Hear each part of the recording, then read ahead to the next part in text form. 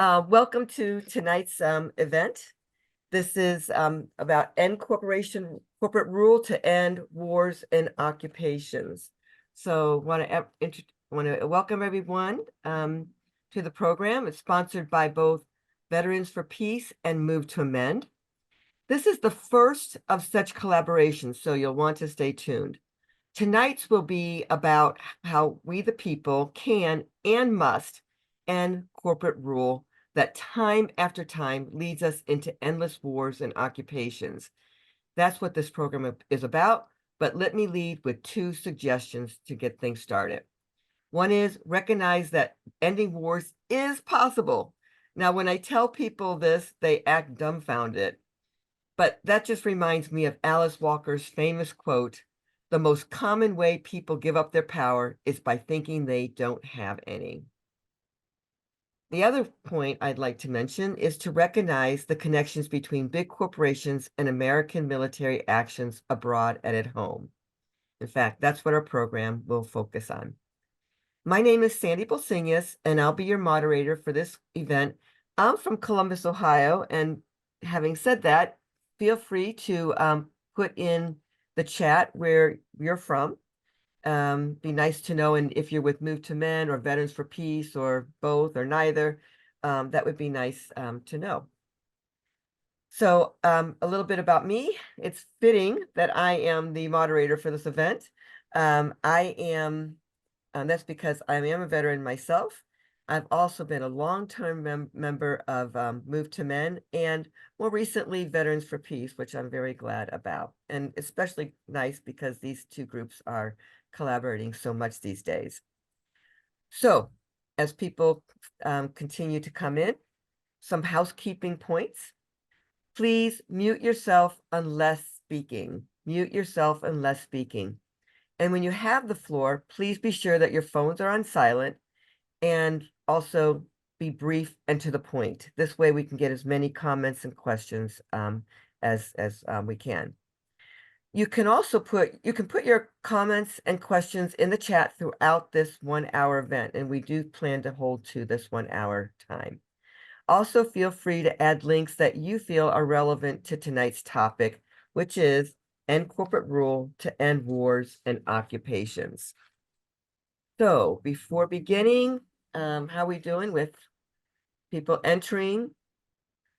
Okay, terrific. Thanks, Alfonso. Before beginning, I'd like to give you a rundown of our program. It's actually at the top of the chat. You can see it there.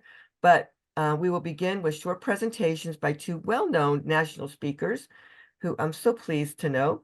Mike Ferner of Veterans for Peace and Daniel Lee with Move to Men and other democracy movements, I must add. In between these presentations, you will be treated to a short film narrated by a familiar voice. If you have ever watched a Ken Burns documentary, you will recognize the voice of Peter Coyote. We will then have a 20-minute open discussion using your questions and comments from the chat to drive the conversation. And that's not all. We have two other special guests with important announcements. So, with a last reminder to mute ourselves, we will begin the program. So let's get to it. And I have one more comment to make before that.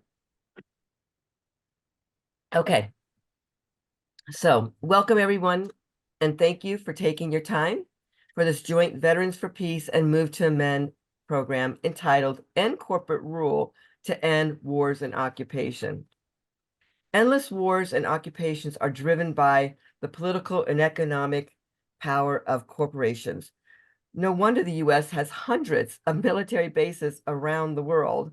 We are told that these are for national security, yet our bases and wars give big corporations access to foreign markets, cheap labor, and raw materials. We can and do resist each war. Various occupations, some weapon systems that we hear about, or sweatshop articles of clothing. Yet these lone events will never result in everlasting peace, justice, and a livable world. For that, we need to end wars and occupations. But how? By fighting individual corporate evils and ending corporate rule in all its forms, The good news is that we can do both, as this collaboration between Veterans for Peace and Move to Amend will clearly outline. Okay, you've had enough of me for now. I'll be there to moderate the questions and your comments. But for now, let's turn it over to our first speaker, Mike Ferner. He's with Veterans of Peace. With a head full of John Wayne movies, Mike enlisted in the Navy in 1969. His understanding of war drastically changed after working as a hospital corpsman, setting him on a course for discharge as a conscientious objector. A longtime labor, environmental, and peace activist, Mike has served on Toledo's City Council and doing what he can to expose the madman arsonist as the National Director of Veterans for Peace, at least until very short, just about a month from now. He and his wife, Sue, an ACLU activist, have lived on the western shore of Lake Erie for 43 years. And from there, he's with us. Go ahead, Mike. Thanks very much, Sandy, for that introduction, and welcome, everybody, and thank you for being here.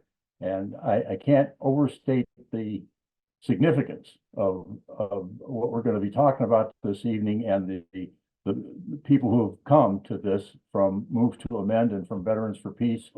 I think by the end of the webinar, hopefully you'll get a sense of the significance, the historic importance of this. And I don't use those terms lightly. But before saying anything else, I'd like to, if we could just take a half a minute or so of silence to recall Dr. Martin Luther King, since, as we know, this is the anniversary of the day he was assassinated in Memphis.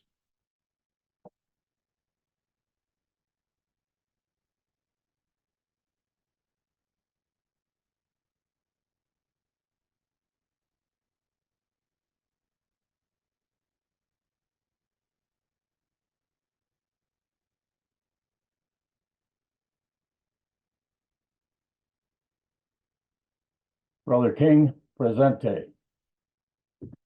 I'd like to start with a quote from the terrific speech that he gave at Riverside Church 1 year to the day before he was killed.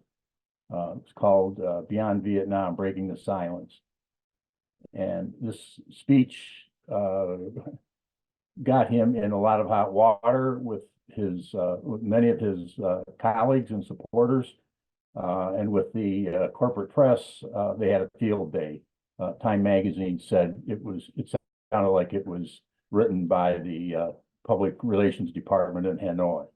But Dr. King felt it was important to, at that time, to come out clearly in opposition to the war in Vietnam. And I wanted to read just a short section of that because it bears directly on what we're talking about tonight.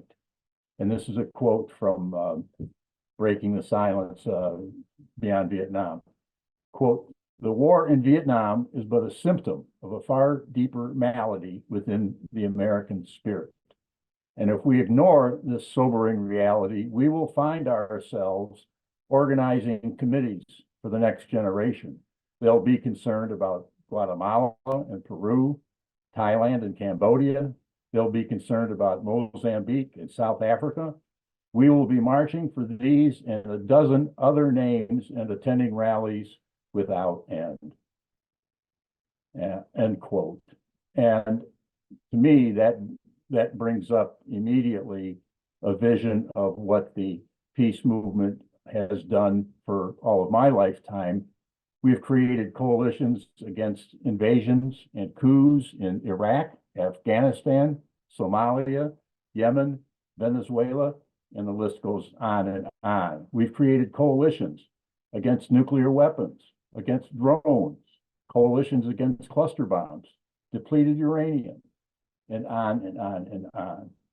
So I think hopefully the point is pretty clear that if we don't, as Dr. King said, get to the underlying problems, we're going to be creating committees, as he said, and coalitions for the next generation and beyond that. So what we're doing tonight is beginning a conversation that has been needed for a long time, in my opinion, in the peace movement, in the labor movement, in any movement that is for social justice and economic equity and a livable planet. And that is to start looking at the root causes and what we can do about them. I mean, more and more people, I think, are keyed into what the root causes are. And tonight is an opportunity to talk about what we can do about that together. And I really believe when Move to Amend and Veterans for Peace comes up with plans for implementing some of these ideas, that we can really be an example to our brothers and sisters in every movement across the left that is concerned about the same kinds of issues that we are. And by the end of this meeting tonight, I'm pretty sure you'll see why. I want to put in the chat something that you'll be able to take a look at your convenience. I've taken to calling the people that run our country madmen arsonists, because they are global in nature and they have the power and the wealth to set fires all over the world, and they do that with regularity. And we in the peace movement and so many other movements, the analogy I like is that we wind up running around after these madmen arsonists with our buckets of water, and we form coalitions against cluster bombs and one invasion after another and so forth and so on. But we have yet to really address the root cause of what allows these madmen arsonists to do what they're doing, and we'll never be able to catch up with them with our buckets of water. So I put in the chat here a link to a 2.5-minute video that what it is very simple. It's just remarks that I made at a rally in Columbus a few months ago for a ceasefire in Gaza. Chris Smiley, Veterans for Peace communications guy, put some nice visuals to it. And it's an attempt to take the message about getting to the root of these problems and putting it into as short an address as possible, and hopefully still getting the point across. Sandy, how are we doing on time here? I can never keep this watch straight.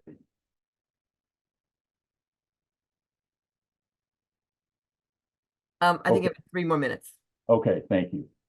Which So we're good for. Okay. So that's my hope for tonight, is that we can begin a very important, very fundamental conversation that will have to continue and allow us to find ways of implementing some of the ideas we're going to be talking about tonight. Greg Coleridge and I were involved with a group called the Program on Corporations, Law and Democracy, probably 30 years ago. And we worked with that group for well over a decade, probably close to 20 years. And that was an organization that researched and discussed and wrote and published information about corporate history and how we came to the point in this country where corporations actually govern. You know, they write the laws, so forth and so on. And at the time, we almost despaired that what we were reading and discussing and writing about was ever going to get out into the general public and become topics of conversation among our fellow activists. And we feared that we would all wind up running around with buckets of water for the rest of our life. But luckily, that was not the case. And the information and the analysis that we came up with actually became the foundation philosophy for the Occupy movement. And you remember how that went. It was wonderful. Reporters would stick a microphone in some person's face and say, "You'd be better if you had an issue, the single issue." And they said, "No, you got it wrong. The issue is we don't have a democracy." So 1 minute, Mike. okay, thank you. So it's moved on from there. And again, this is a golden opportunity for us to take this approach and this philosophy into two really important organizations and the rest of our movement. So with that, thank you very much. I look forward to the rest of the evening. Thank you, Mike. We're going to now have, Mike was talking about the, how this collaboration. We're going to show you a short film, 5 minutes, by Peter Coyote, the guy I told you who is who's on the Ken Burns narrators. And so we'll Move to Amend is the sponsor of We the People Amendment, and this film is Why Do We Need a We the People Amendment? The Supreme Court of the United States has decided that corporations have the same constitutional rights that we human citizens have. To get an idea of what this actually means, consider the following. The court has decided that corporations have the right, granted by the First Amendment, not to speak when they want to keep facts from us, such as what's in our food. For example, residues of the herbicide glyphosate have been found in lettuce, carrots, barley, wheat, and rye, in some cases up to a year after the soil was treated. The companies whose food products contain these residues do not have to reveal that to consumers, based on a 1995 case in which the court ruled that dairies using bovine growth hormones in the production of milk did not have to label the milk with that information. The courts also concluded that corporations have the Fourth Amendment right to privacy protection, and therefore must never be subjected to surprise inspections for safety hazards or other malfeasance. A 1978 decision prohibited inspectors of the Occupational Safety and Health Administration, OSHA, from conducting warrantless searches of business premises. The court has ruled that corporations have the Fifth Amendment right to be compensated for future profits lost if government tries to restrict their activities, even if those restrictions are needed to protect the health, safety, or welfare of the public. It can become financially impossible to prevent a business from damaging the environment if the local or state government has to pay the business the anticipated profits it could have realized were it allowed to proceed unregulated. The court has decreed that corporations are to be treated as persons and are entitled to equal protection of the laws under the 14th Amendment. As a result, local and state governments are prohibited from enacting laws which favor locally owned businesses and family farms over wealthy multinational corporations. Moreover, the court has established that corporations are not bound by state laws intended to protect the health, safety, or welfare of its residents. A corporation is basically a group of persons working to accomplish a purpose and is treated as a single entity in order to own property and to sue or be sued in a court of law. At one time, corporations were chartered for a limited time and were restricted to working to achieve a specific goal in the public interest. Today, corporations can live forever and may be created solely to make a profit for their shareholders. As the power of corporations has grown over the years, they have increasingly taken charge of producing and distributing food, water, utilities, education, healthcare, and other elements of human life. Having the sole purpose of making a profit for their shareholders while ignoring the welfare of their employees, customers, and the communities in which they're situated They make a mockery of democracy and threaten our very existence. Incorporation can be a useful tool to organize society, but it only works for our benefit as long as corporate power is subordinate and accountable to a democratic state. To achieve that subordination and accountability, a 28th Amendment to the Constitution is required. Move to Amend is a national, nonpartisan coalition of citizens and organizations working together to ratify such an amendment and thereby make our government accountable to the people, not just to the moneyed interests. Visit movetoamend.org and read about our We the People Amendment. If you agree with us, sign our petition, please, and join us to support this cause. Okay, thank you very much for putting that on. Food for thought. If you have questions about the film, there are a few people more familiar with the We the People Amendment than Daniel Lee, a longtime mover and shaker of Move to Amend, and which is the sponsor of the amendment. So a little bit about Daniel. He is a former Culver City, California mayor who became the first African-American member of the Culver City Council. There, he worked on issues that included rent control, housing, reparations, mobile crisis response teams, and efforts to shut down a nearby oil field. A veteran of the U.S. Air Force and California Air National Guard, Daniel holds a master's degree in social welfare and a doctorate in social work. He is currently a project director at the James Lawson Institute and serves on the board of directors for Move to Men, as well as a number of other prominent democracy groups. Take it away, David. Thank you, Sandy. And I'm happy to be here with Mike, Sandy, and other members from Move to Amend and veterans from Veterans for Peace. I'm really going to talk a bit more about the connections between war and corporations, because a lot of times people think they're hard to see. But I'm going to ask a question probably a couple of different times in my presentation. I'll try to be brief. I think I might go 1 or 2 minutes over, just to warn you, Sandy.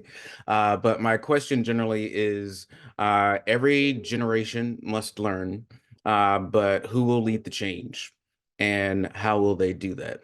And I want to repeat that one more time. Every generation must learn, but who will lead the change and how will they do that? To start, I want to start from a quote from Smedley Butler. I'm sure a lot of you might know him if you are associated with Vets for Peace. I might read it a little bit animated because it always gets me hyped up, but it says everything that I'm about to say in a much better way, and I think it's a good way to start. War is a racket. War is a racket. It always has been. It is possibly the oldest, easily the most profitable, surely the most vicious. It is the only one international in scope. It is the only one in which the profits are reckoned in dollars and the losses in lives. A racket is best described, I believe, as something that is not what it seems to the majority of people. Only a small inside group knows what it is about. It is conducted for the benefit of the very few at the expense of the very many. Out of war, few people make huge fortunes. I helped make Mexico, especially Tampico, safe for American oil interest in 1914. I helped make Haiti and Cuba a place that was decent for National City Bank boys to collect revenues in. I helped in the raping of half of a dozen Central American republics for the benefits of Wall Street. The record of racketeering is long. I helped purify Nicaragua for the International Banking House of Brown Brothers in 1909 to 1912. Or have I heard that name before? I brought light to the Dominican Republic for American sugar interest in 1916. In China, I helped to set it to that Standard Oil went its way unmolested. Making war is profitable. How do we make it unprofitable? It can be smashed effectively only by taking the profit out of war. The only way to smash this racket is to constrict capital and industry and labor before the nation's manhood can be conscripted. Let the officers and the directors and the high-powered executives of our armament factories and our steel companies and our munitions makers and our shipbuilders and our airplane builders and the manufacturers of all things that provide profit in wartime, as well as the bankers and the speculators, be conscripted to get $30 a month, the same wage as the lads in the trenches. Now, I enlisted in the Air Force in 2002. A lot of people ask me when I say that, was it because of 9/11? No, it was not. I finished my undergraduate degree at a very expensive private university, and that was one of our last recessions. Like, that was 3 or 4 recessions ago. So there was no work. There was no work for someone with an undergraduate degree. The only way I could get a job was to take my degree off of my resume. But I was saddled with, at the time, which seemed a lot, $70,000 of student loan debt. And the Air Force showed me a way out. By the way, the tuition at the university that I went to about 20 years ago now, 25, is about $70,000 a year at the present moment, which is absurd. I say this just to say that war is also something that conscripts people, even though we no longer have a draft. We have an economic draft that mostly pulls in poor white people, poor people of color, poor immigrants. A lot of the people that I served with are immigrants that were given a path to citizenship if they would conscript and go fight a war. And I have a very quick story about that. Initially in basic training, when we were all very tired, when we had all woken up at 5:45 a.m. and we were still marching at 6 a.m., our drill instructor would say, "Hey, you got to keep going. When Osama bin Laden's in the trenches and he's coming for you, you want to be ready. You want to be right." Then, while I was in basic training, we declared war on Iraq.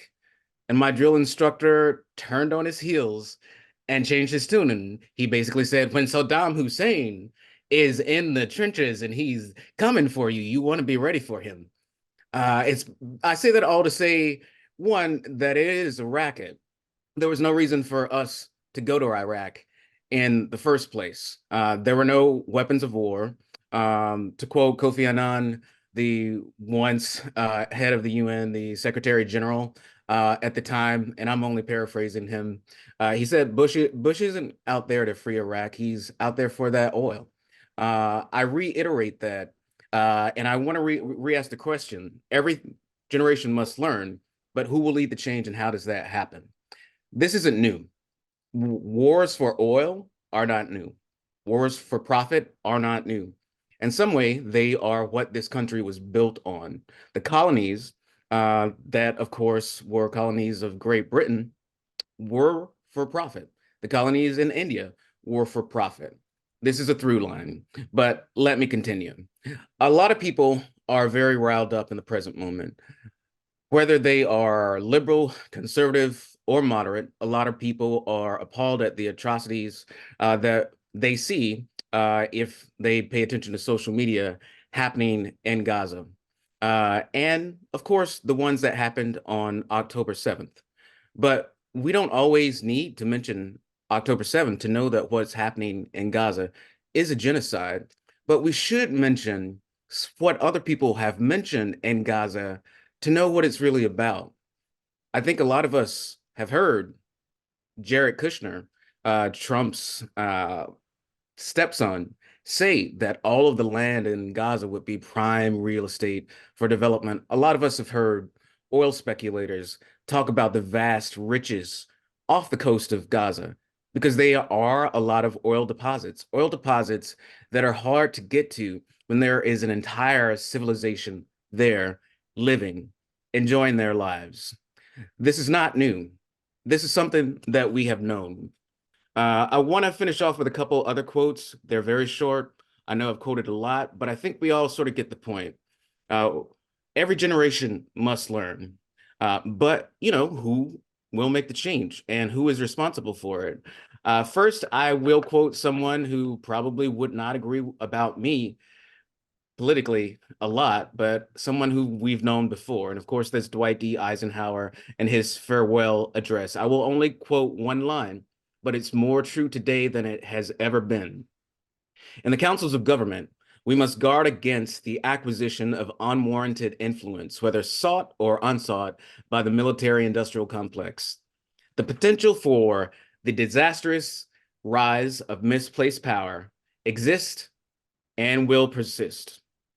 And just to give you a little bit of an example of how this exists and will persist, I just want to quote you a few stocks. We've all heard about Boeing and the recent, incidents around its airplane doors suddenly opening or not closing, and the lax oversight that has happened since financial brokers and not safety experts have taken over, the construction of airplanes. But Boeing, their stock prices increased 10% since the war started in Gaza.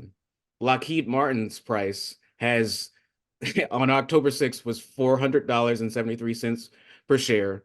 On October 16th, it was $443. 23 billion has been added to its market capitalization since the attack in Hamas has begun. And I might not go over. Okay. But lastly, I wanted to end with a quote because, and this will really bring us full circle. Mike started with a quote from MLK's speech at Riverside Church, and I want to end with one. And I want it to call us to action because there are a number of things that we can do, and we'll talk about them more. We can sign the amendment for Move to Amend to get our Congress members and our senators on board. We can join the march from Maine to DC, which others will talk more about. I know some people have been voted in primaries uncommitted just to send a message to President Biden. But I really wanted to end with this quote from MLK to really speak to the idea that we are not powerless and we can have action, but we don't have unlimited time. We are faced now with the fact, my friends, that tomorrow is today. We are confronted by the fierce urgency of now. In this unfolding conundrum of life and history, there is a such thing as being too late. Procrastination is still the thief of time. Life often leaves us standing bare, naked, and dejected with a lost opportunity. The tide and the affairs of men does not remain at flood, it ebbs. We may cry out desperately for time to pause in her passage, but time is adamant to every plea and rushes on. Over the bleached bones and jumbled residues of numerous civilizations are written the pathetic words, too late. There is an invisible book of life that faithfully records our vigilance or our neglect. Omar Khayyam is right. The moving finger writes, and having writ, moves on. We must make sure that we write our place in history. We must take action. We must move to Amend and Vets for Peace and do as much as we can to stop this endless cycle of war. Thank you. Thank you, Daniel. Actually, thank you to both of our speakers. You guys, both of you had some incredible quotes. So if you want to, some of them are already in the chat, if you want to put them in. Also for the participants, this is being recorded, so you'll be able to get a recording of it as well. So we're going to move on to the discussion time. If you have comments or discussions, you are welcome to add both. You can go ahead and start putting things in the chat, or if you prefer, just raise your hand and we'll call on you. And we'll try to monitor both as best we can.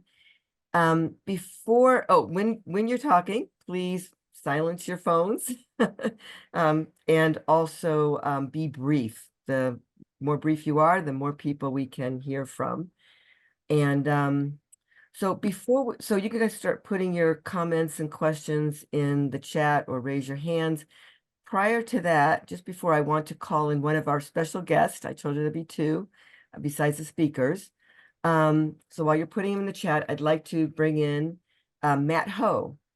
Matt Ho was a Marine Corps captain who resigned to protest the Afghanistan war.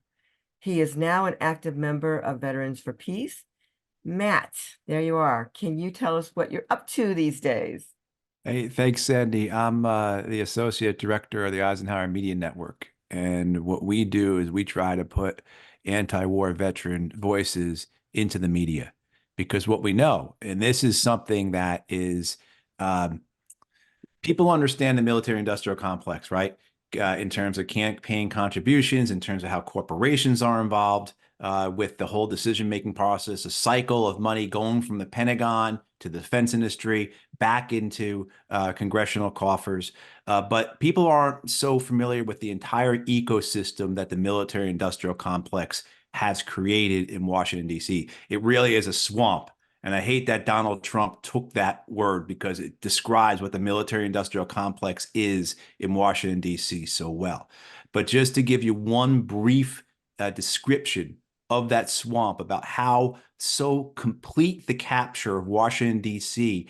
and our national discussion on military affairs, on the Pentagon budget, on our wars overseas is dominated by the defense industry. When the defense industry gets that money from the Pentagon, what they do is they invest it, and they invest it into think tanks, into institutes, and into academia.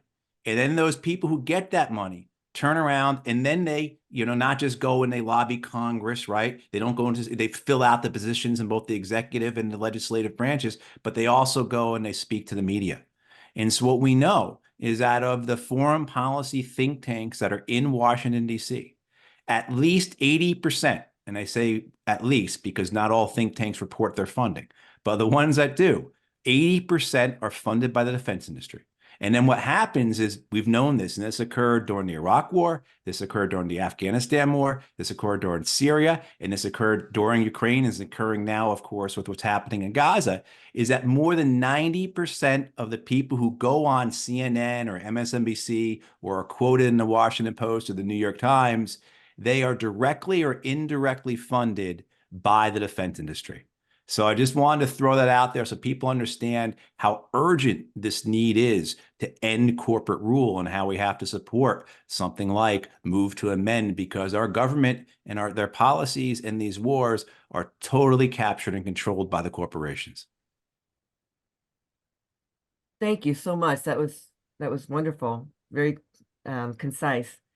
So any rate, I want to open up to questions. And if you go ahead and put your hands up, if you're not sure how to do that, just go to the more section and there's reactions and just put your hand up. But I did see a few comments in the chat earlier that I wrote down, and let me find them right here. First of all, I'd never heard of this. Where is it? Somebody wrote. I've lost it. Okay. Well, anyway, The War on Terror by Smedley Butler. Okay, sorry. This is Boomer Holland. The U.S. War on Terror has apparently made things worse globally. ISIS, Russia, China have decided to follow our failed policies too. So these things are contagious. In America, Black communities do not have to be told that what fascism is. The poet and activist Langston Hughes told the audience in 1930s, yeah. And Barbara Laxon, I have that quote. Barbara, you said you have a quote on the wall in your shop. Which one is it? Barbara? Butler. I have the poster with his quotes on. Oh, with Langston, I wondered if it was that one, yeah. And then if you have not been introduced to Smedley Butler, please just look up a YouTube video or check out the books. It's very, very thin, the one he wrote.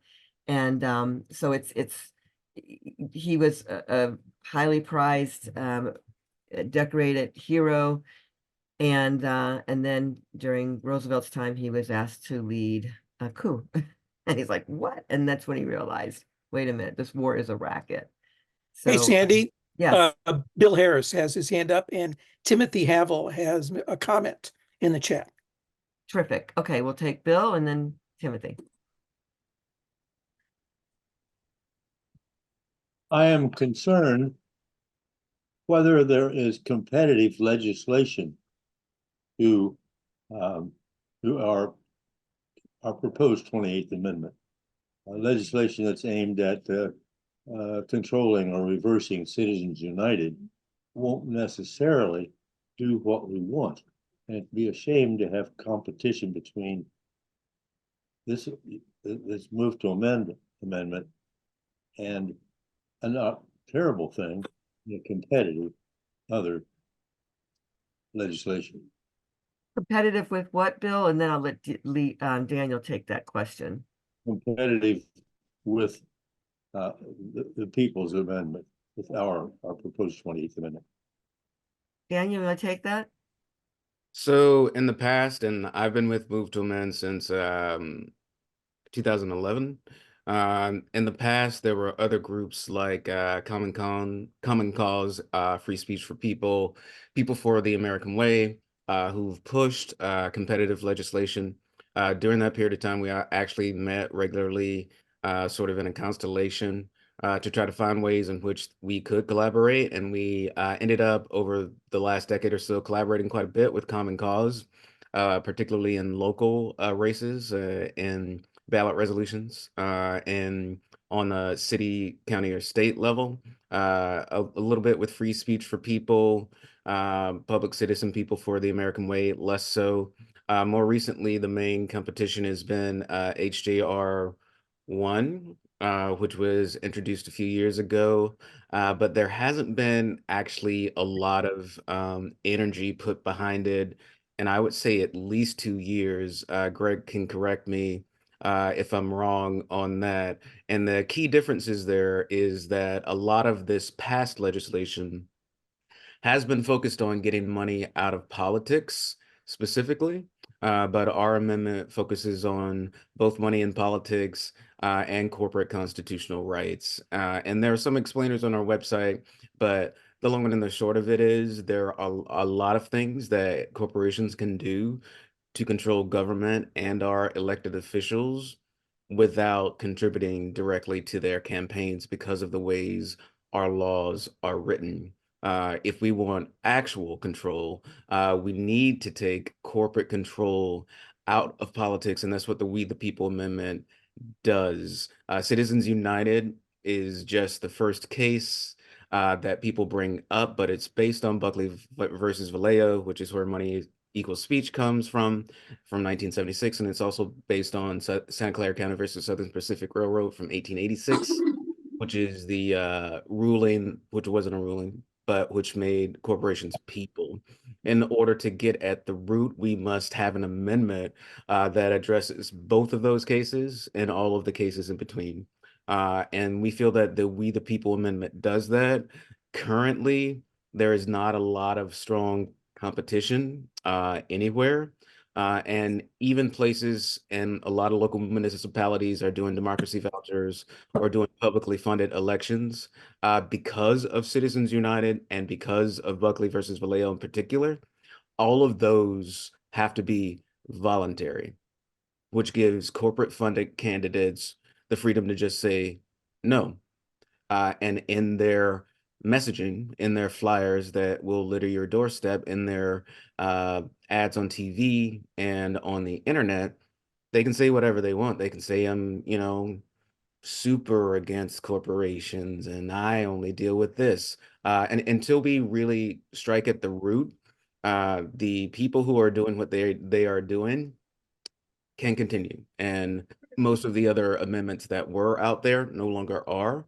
But when they were, they did not tackle the issue in a more comprehensive way as the We the People Amendment does.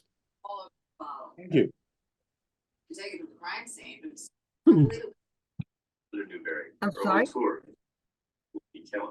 Hey, Sam. Catherine, did you have something to say? Greg, who was the other one who had their hand up?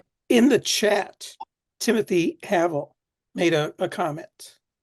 Which I'll be glad to elaborate on since I gather I've been invited to do so. Correct me if I'm wrong. Please, go ahead. Fine, thank you. I'll first want to say I was just recently on a webinar with Jeff Clements of American Promise, and I can assure you that they are still going strong and that they have, I don't know, something approaching 100 co-sponsors for their relatively weak constitutional amendment. So yes, there is competition, but that's not the main gist of what I want to say. I've been very active in the climate movement over many years, and I noticed that we were not making much progress, despite the fact that it was scientifically proven that civilization as we know it is going to come to a crashing halt if we don't stop adding CO2 to the atmosphere. And there's no scientific argument about that. So why haven't we done it the way we fixed the hole in the ozone layer? Well, it's because there's a huge constituency behind it, and the constituency is typically taken to be the oil companies. And yes, they are a big constituent. They are against it, but their political power and spending capacity pales compared to that of the Pentagon and the intelligence agencies and the larger military-industrial complex, of which they are all but a part. And the fact of the matter is, you can't fight a modern war without oil. We won World War II by cutting off supplies of oil to Germany and to Japan. That was what we targeted. The destroyers in the South Pacific did not strike Japanese warships predominantly. They struck their oil tankers. The military is very aware of this, believe me. And they greenwash a lot, but they know very well that they're compared to cement and steel, they're far harder to decarbonize. Essentially impossible with any technology currently on the horizon. I can elaborate on that, but I think I would go over time. If you want some historical documentation on this, I recommend reading the book, which is over 1,000 pages long, called Oil, Power, and War, A Dark History by Mathieu Ozeno. I will also post in the chat, if I can find it on my computer in short order, a white paper written by a retired major in the Army, which is pushing for, quite openly, more improving the supply of domestic oil in order to improve our military advantage abroad, which is probably a good part of the reason why we had a fracking boom a little while ago. And it's still going pretty strong, although I think it's destined to come to a crashing halt because it was never financially viable. Right. And as Wall Street should have known, but I suspect they were getting their money in other ways as well. So I will stop there, and I will try to post that link because it's coming from the devil's mouth himself, telling you that every word I've said is true. We won't stop oil until we stop the military. We won't stop the military's dominance of our entire government and economy until we have passed Move to Amend's amendment, or at least that's what I believe. Thank you. Well, Timothy, thank you very much. I mean, you've done what we've been trying to do on this call is you've connected all these issues, war, environment, anything you can imagine, it's all connected with this. So I really appreciate you, the democracy movements, everything. So, Mike, you have a comment? Yeah, we're the hour's going by amazingly quick.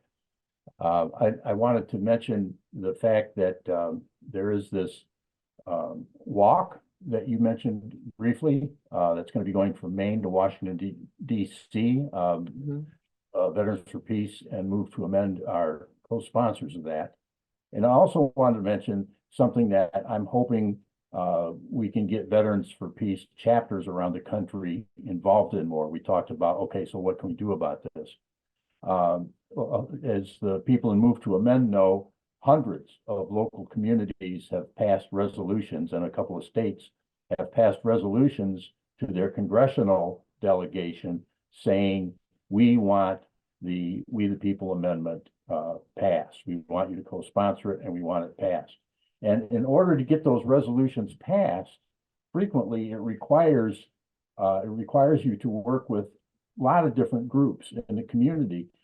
Just one example, the people that are concerned about universal health care. We're not going to get universal health care as long as the insurance companies are writing the policy, the health policies for the United States and lobbying Congress the way the military contractors do. So all of those groups that have these very important concerns, at the bottom of them the bottom of the concern is the fact that corporations are governing. They're writing the legislation, they're buying the politicians. So I'm hoping we can get Veterans for Peace chapters plugged in with Move to Amend affiliates and work together to get more of these resolutions passed, because that's going to expand the organizations that we work with, the memberships, all of that. It's going to be healthy for all of us, as well as getting the whole idea across about the importance of the We the People Amendment.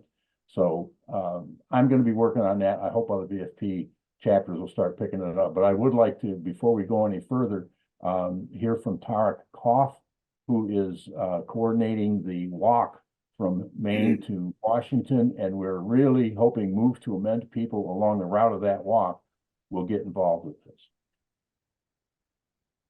Thank you for that. Did you want to, is Tarek there? I'm here. Somewhere. Okay, do you want to go ahead and tell us more about the walk? Okay, so first of all, I'm really glad that Move to Amend and Veterans for Peace are working together. I think it's long past due, and a lot of thanks to Mike, Greg Coolidge, and other people who are making this happen. So I'm going to talk about walking. So beginning on May 7th in Maine, finishing in July 6th in Washington, D.C., people are going to walk the talk, and we're going to bring it right to the White House.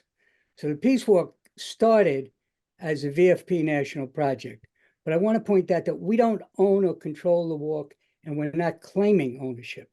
The ownership of this walk belongs to the people who dedicate themselves and who work on it. And of course, those who put the miles in walking for peace. So I want to say that the door is open to those who want to be involved. So far, we have some 250 people who've registered online and more coming in every day. So besides walking for peace and planet, justice and democracy, as it says on the website, what is of immediate concern, and unfortunately, probably still will be in May, is the genocide in Gaza. So the walk will have a central focus. Peace and justice in Palestine, stop the genocide. We expect that once we publicize that, hundreds, if not thousands, will join the walk on the way to DC to stop the weapons going to Israel and to end once and for all the genocide. It's been 75 years that this is going on. And now it's just blatant, but it's been there all the time. So that does not mean that the other essential connected issues will be sidelined or ignored. So if you read on the website, and I'm going to read it, it says, we are walking to expose and address the power of corporations, destroying our environment, driving everyday people and communities into more poverty while they reap enormous profits and power. These corporate entities, given more rights than living, breathing people, with none of the accountability or responsibility, have hijacked our democratic ability to establish peace, justice, and a livable world. So these are the powerful corporate entities like Raytheon, General Dynamics, Lockheed Martin, Boeing, Northrop Grumman, and the financial institutions who profit from this war in Gaza and from all wars. That's what we're talking about. So we hope to address not only the horrible human and environmental costs of the genocide in Gaza, but also to expose the underlying factors. As Mike Furness said, the root causes behind the erosion of any sort of real by the people democracy that allows these wars to happen. So that gives you a brief insight maybe into the goals of the Peace Walk. You can go online to peacewalk2024.org and you can find out more. But I want to say we won't be able to do this alone. So we're forming a steering committee of inspired people who can take on various aspects of the walk, logistics, food, shelter for the walkers, venues for presentations, speakers, musicians, media, etc. Anyone who's in agreement and interested and who is ready to put in the effort is welcome on that committee, that steering committee. So just contact Mike Ferner or myself. Our website, again, is peacewalk2024.org. I'll put my contact into the chat, and Mike, you put yours into the chat so people can get in touch with you also. Thanks Okay. so much for the opportunity to speak here Thank you, about Terry. this. I Thank hope you. we get a lot of people involved. Yeah, you're doing such a great job. I love that idea. Okay, so here's the program. We have 3 minutes. So I have good news and bad news. One is I'm gonna ask Daniel to say just a brief comment, and then we'll close up. And we might run a couple minutes over, but there's a couple people who have questions, and there may be more, I'm not sure. But what we'd like to do is close it up at the right time, at the time we state it, maybe a couple minutes over, and then take Ed's question or comment and Rana's. And then after someone else, you're welcome. Our presenters have agreed to stay another 15 minutes. So we can carry it on for that for those, but many other people, we want to honor the time of other people who cannot. So Daniel? Yeah, I just wanted to reiterate, and to go back to my question, every generation must learn, but who will lead? And I feel like the question and the answer are the same. It's every generation. And I want to underline that because I feel like there is a toward focus on education, both in Move to Amend and Veterans for Peace. And if you talk to a lot of younger people, if you talk to people in Generation Z, or millennials, they agree. They don't need to be educated. What they need to do is see people take action. What they need to do is to have actions to take. What they need to do is to be told, hey, if you don't want to write to your Congress member or your senator, can you sit in their office? Can you, put yourself up for arrest if we raise you bail funds? I think we really need to move from education to action.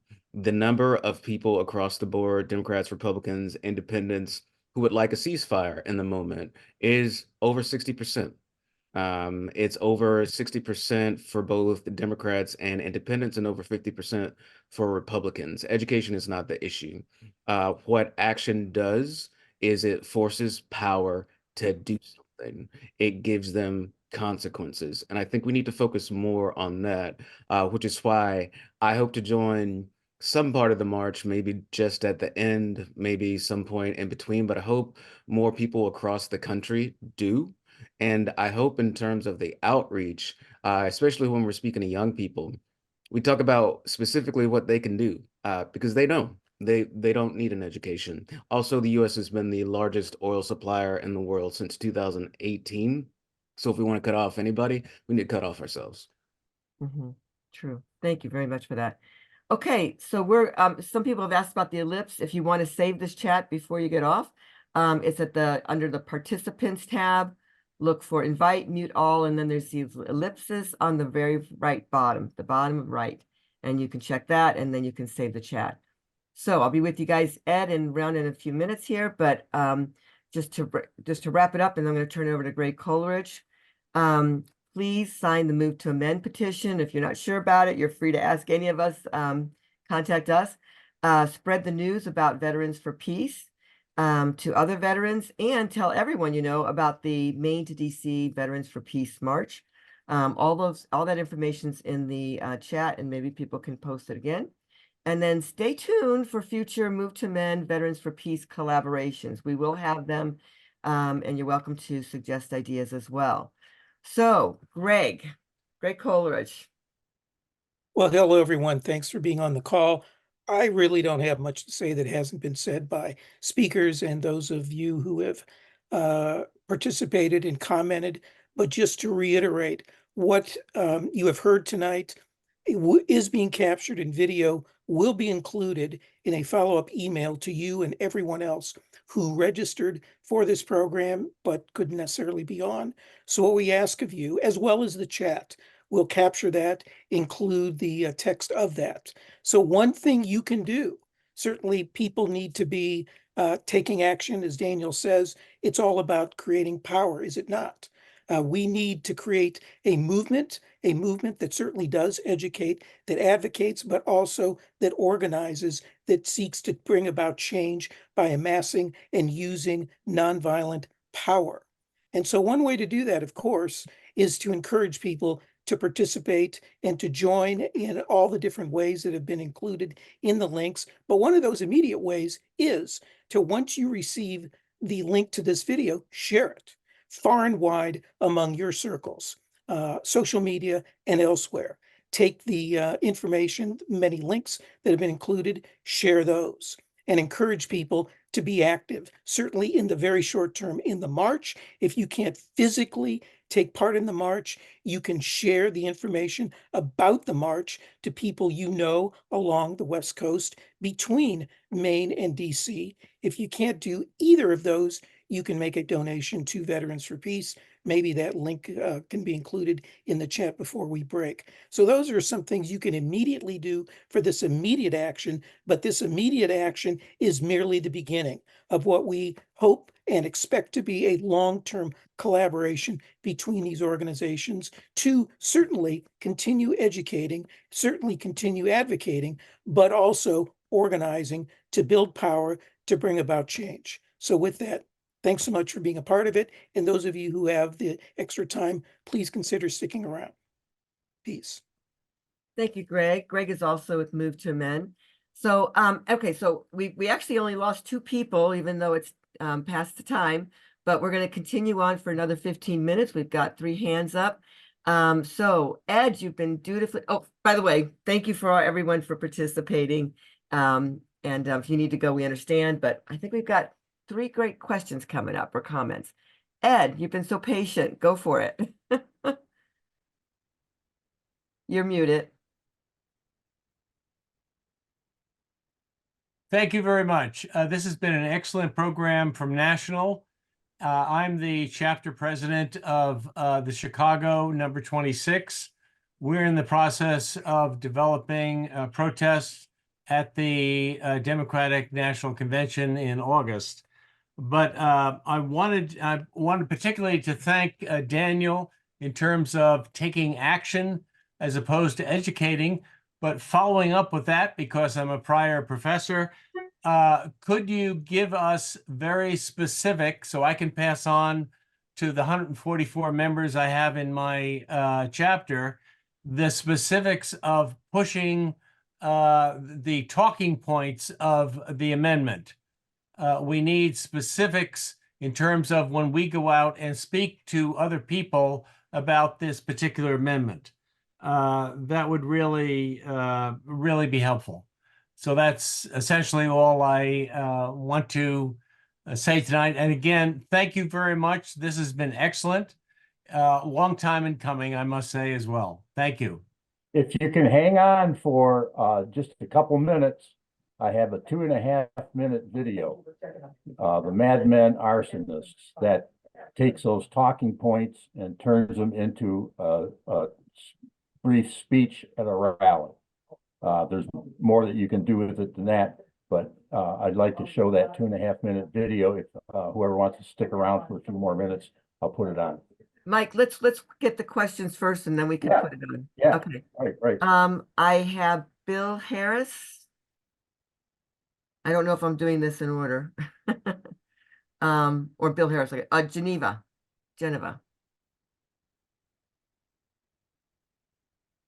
Yeah, Dan here.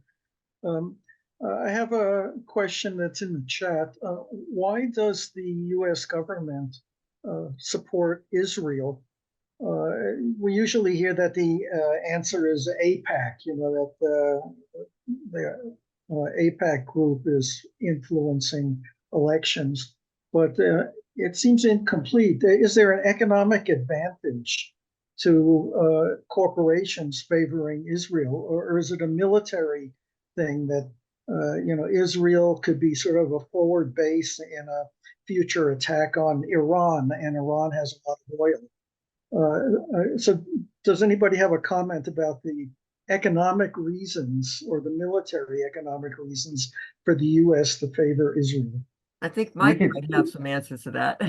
We could go into that one for days, obviously, and I'm not making light of your question or your suggestion there, but I want to address what you're saying with one very simple response, and that is AIPAC is a nonprofit corporation. And like every corporation in the United States, it's registered here in the United States. Every corporation in the United States has got free speech rights. That means they can lobby, they can advertise, they can write legislation, they can do all of those things. And when we get the People Amendment passed, and corporations no longer have free speech rights in addition to other rights, when the lobbyists from APAC and General Dynamics and all those places come calling on Congress, they are doing that illegally and can be prosecuted because they no longer have any constitutional right to do that. So, you know, the other questions that you raise about the economic connections and so forth with Israel, you know, we could be on that for quite a while, but simply stated, as far as the theme of tonight's talk here, APAC, General Dynamics, all of those corporations will no longer be able to advertise, write legislation, or lobby. Well, and the other thing that connects it, Timothy mentioned it in the chat. It is a military thing, but I want to go back to what I said when I first spoke. The military has always been connected to corporations. And the way that we have used the military has always been to protect corporate interest. With Israel, it's very complicated because a lot of the new weapons that weapons manufacturers create, some of those manufacturers are in Israel, some of them are in the US, but a lot of them, even if they're designed for law enforcement, are tested in Israel. It's almost like a proving ground for militarization at this point. And when I mean tested in Israel, I actually mean tested in Gaza and the West Bank. And, you know, there has been this sort of quote unquote clash of civilizations, which is wrong since we use Arabic numbers, and, you know, there are a whole lot of other things that the so-called East has contributed to our Western culture. But it has been seen as that, and Israel has been more or less the U.S., not just the U.S., but the U.S., the UK, France, and other Western powers' outpost in the East to protect their interest. And anytime you hear anyone in our country say U.S. interest, they mean corporate interest. They mean corporate interest. They might mention safety to make you afraid. They might mention stability and other buzzwords that sound reasonable, but they're talking about corporate interest. And a lot of times they're talking about control over people that we might call dictator in 5 years or 10 years when they stop doing what we want. But they mean protecting corporate interest. And that's the direct connection. Everything goes so much deeper than that, as Mike said. But it's really just an American outpost in the Middle East. Okay, thank you, Daniel. We're gonna close in a minute here. Mike Furner's gonna set up the film that he wants to show. It's very short. I just want to tell you two things. One is the comments are just fabulous in the chat. So thank you for everybody who thought to add your thoughts in there. And the other thing is, people do not do this. We don't want to go after war and kill people. It's just not in our DNA. It may seem that way because the way things go, but you know, there's a lot of money behind us going and getting people interested in seeing war as the only answer. So we need to get people, not corporations, leading our democracy. So with that, here's the film. And again, thank you everybody for showing up, and hope you like this film as well. Thanks. Members of Veterans for Peace are all too familiar with war and the suffering it causes. That's why our members are in the streets with our Muslim brothers and sisters, occupying congressional offices and demanding this genocide stop now.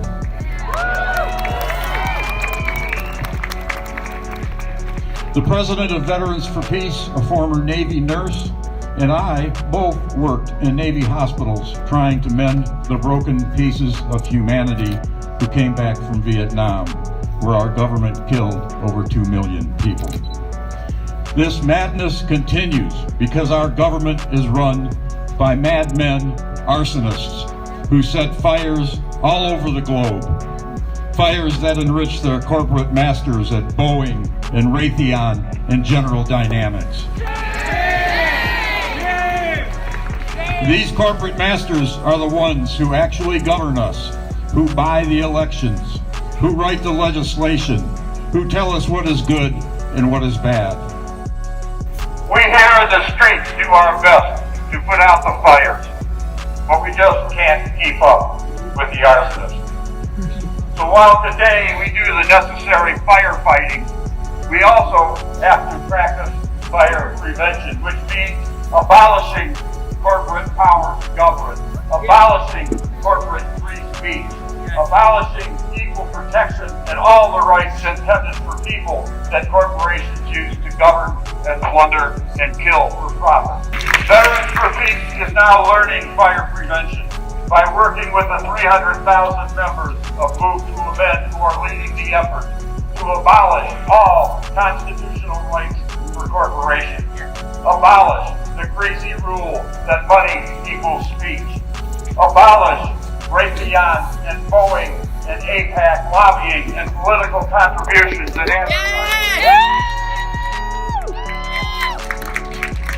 We will throw out the madmen arsonists. We will govern ourselves.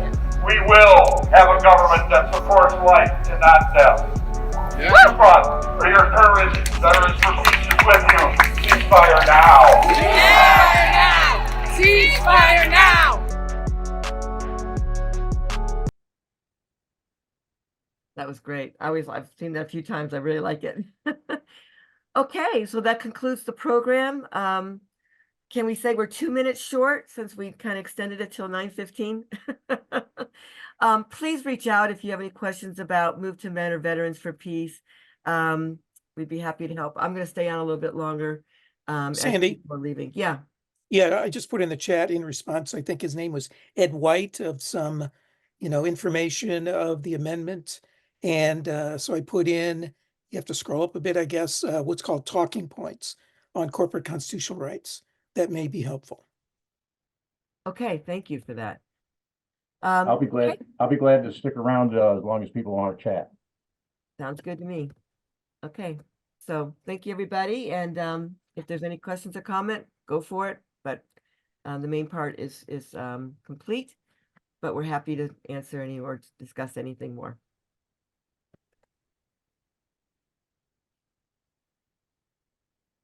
Actually, looking for another film for people who are not familiar with legalized democracy, with Move to Amend. There's a terrific film, which I'm not finding as easily as I normally do. Legalized democracy. And it's very fast paced and it's really great. You'd like it. Here we go. Found it. Okay, I'm going to put this other movie in here. And once you see this, you won't have any more questions about about Move to Men.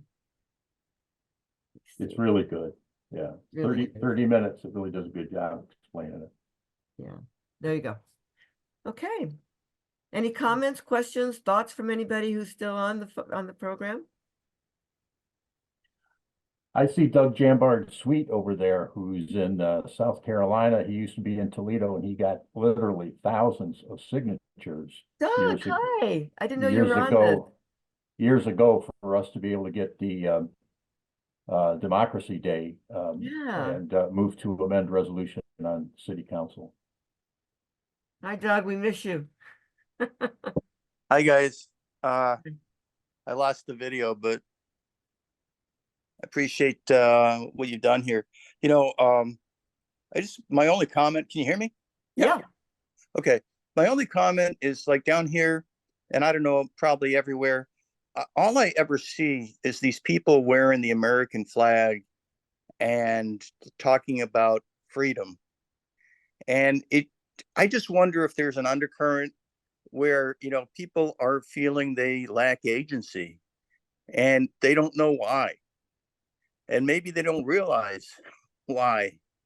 But if if we could get through to people to understand that it maybe is that the fact that corporations rule everything, maybe they wake up. That's all really have to add.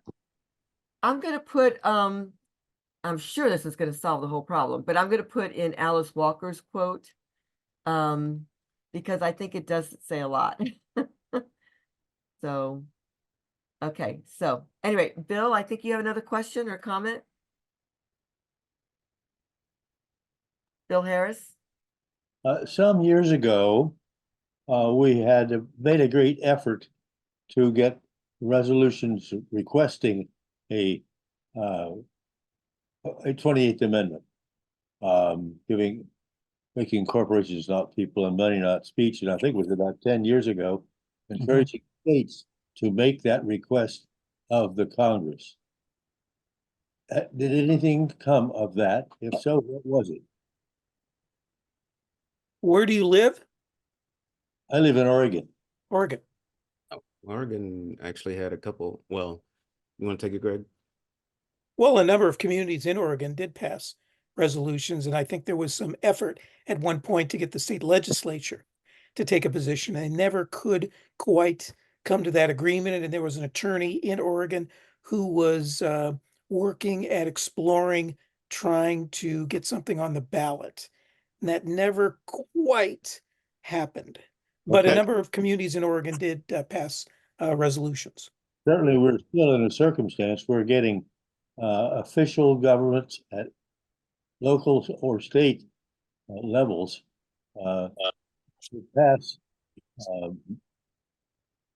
support for the amendment. And when we do, well, it'd be very interesting for me if I could know the cities in Oregon who have already done that. Yeah, I'll put in the chat again the link to the entire list in the entire country of the 701 communities and 8 states that have taken action. And it's really impressive. We also have, how many people in Congress do we have at this point? Is it 90 yet, or it's close to it? Who are supporting the We the People Amendment as well, which is hard because so many of these people are getting their money from, getting their donations from big money. So I really applaud those who have stuck their necks out and said, yeah, we don't like having to dial for dollars every day. We want to serve the people, not the corporation. And where is that list? I just put it in the chat, resolutions in support nationwide. Okay, and how about the things you just mentioned, the people who have signed on to it? Yeah. Greg, have you got that too? I just shared with you in the chat, Bill, the page to Oregon and the work that they've done there. And you also have the how many people who signed on to the We the People Amendment. That's terrific. Okay. Any other comments, questions, thoughts, revelations?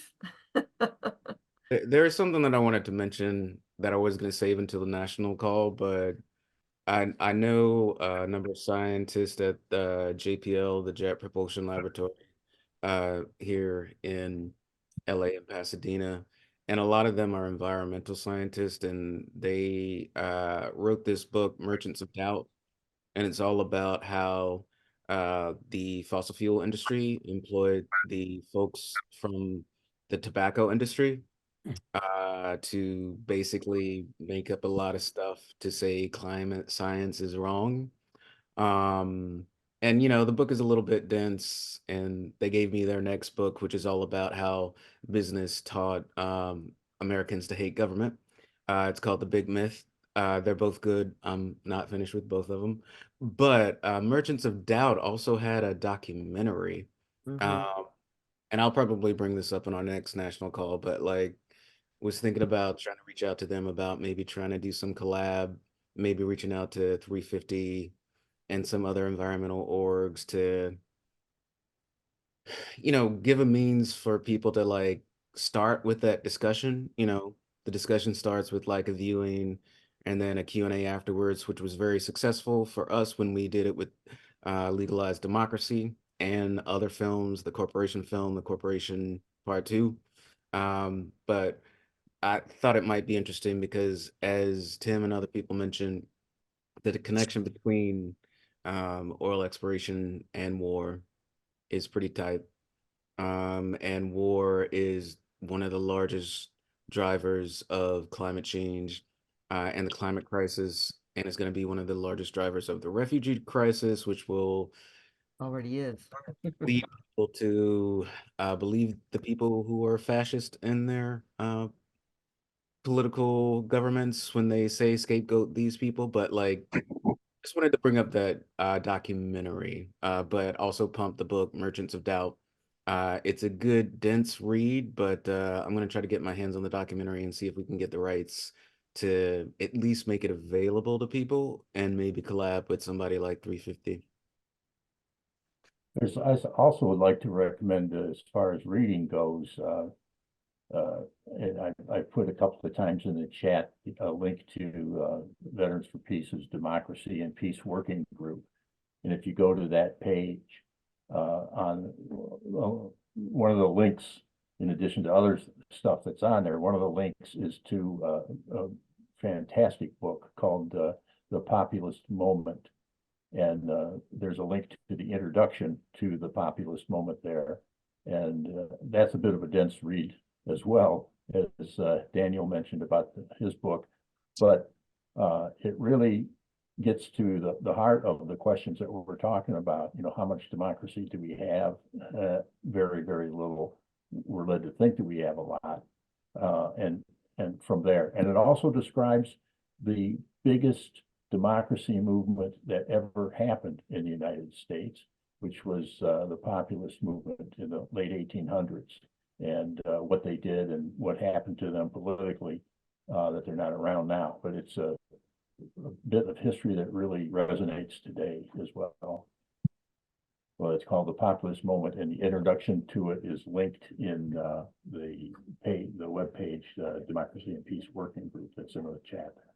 But I always find it so ironic how, in some ways, you guys are talking about how dense these books are, but it is, the details are dense, but the reality, it couldn't be more simpler. When people lead, we do the right thing. When corporations are directing policy, it doesn't work out that way. So, you Good know, point. we need a democracy of the people, not of the corporations. So anyway, thank you all for being on this. I think we'll wrap it up here unless there's any objections to that. I'm just putting the link to the introduction that Mike made mention to of the populist moment. If you just give me 1 second. Okay, we won't turn it off right away. But guys, good crowd. I mean, we had, I think, 70 or so people, 80 people, and we're just at half that now, even though it's half an hour later. So I really appreciate everybody, your attention and your interest and your thoughts. And we can do this. I mean, the only thing that stops us from doing anything is people telling us, no, we can't do it. And who's telling us that? So, all right. Well, that concludes our night. So thank you very much. Thank you. Everybody. Thank you all very much.